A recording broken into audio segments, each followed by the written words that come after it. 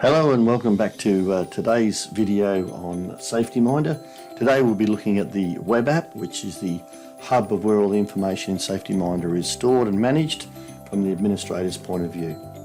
So we're going to do a quick overview of how to navigate the Safetyminder web app. Obviously you'll be looking immediately today at the task calendar, which is a summary of all the tasks that have been given or managed within the system. And we can see the calendar there has items on it showing in red, which means they're expired. Yellow means that they're coming up to expire in a couple of weeks, and green means that it's expiring beyond 2 weeks. So firstly, we're just going to quickly have a look at the two dashboards. Okay, obviously the task list dashboard you can already see in front of you, and we have also a leave calendar dashboard as well, where you can process and manage and view any leave. Go back to last month, you'll see that we have leave managed across the system. Okay, if I go back to the month before, again you'll see where there's all leave being taken, and all that leave can be viewed. I can open any leave I like from within the calendar, and I can add leave from within the calendar. So they're currently the two dashboards within Safetyminder. Go back to the task calendar. The next area are the registers. And the registers are broken up into 6 categories. The administrative registers cover off the back end of the business, things like corrective actions, document reviews, hazardous risks, hazardous substances, key roles and responsibilities within your work health and safety system, a purchasing register, some office inspection, and the work health and safety legislative registers are all stored in that area.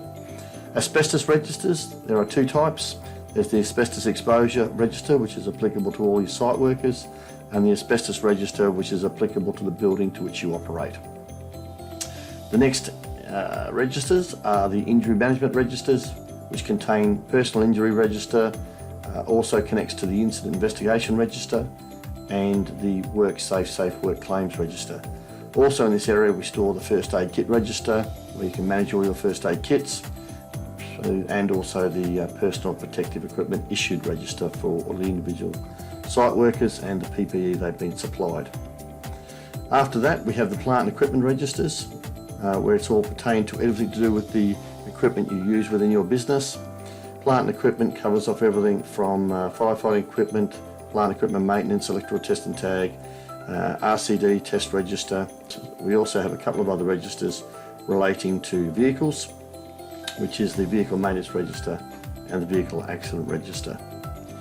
Under the safe work method statements and work instructions, this is where we house the issuing of the documents to the site workers, showing them everything from your high-risk safe work method statements through to your regular ones, and also your work instructions / work policies, where all these documents can be viewed and signed off.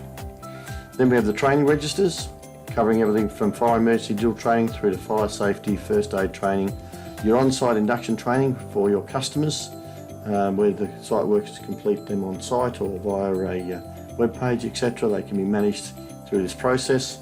Skills and competencies, your training registers, and also where you set up your toolbox pre-start meetings, and your toolbox pre-start minutes are sent out through this process as well. We have 2 separate databases up the top. One is the equipment manual database and the safety data sheet database.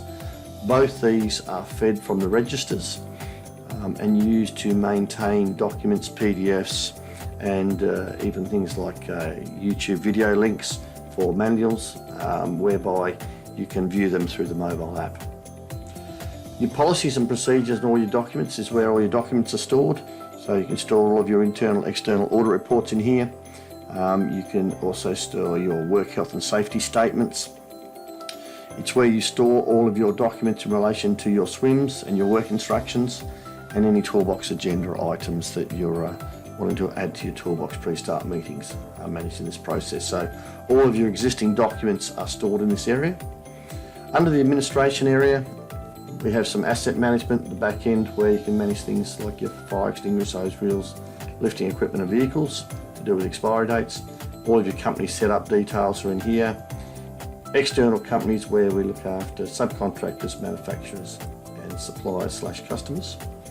Your injury management, we have the first aid kit items in here, The first aid item treatments, okay, are in here as well, and also the asbestos types. Your organisational chart setup is in here as well, along with all of your PPE items that you're creating.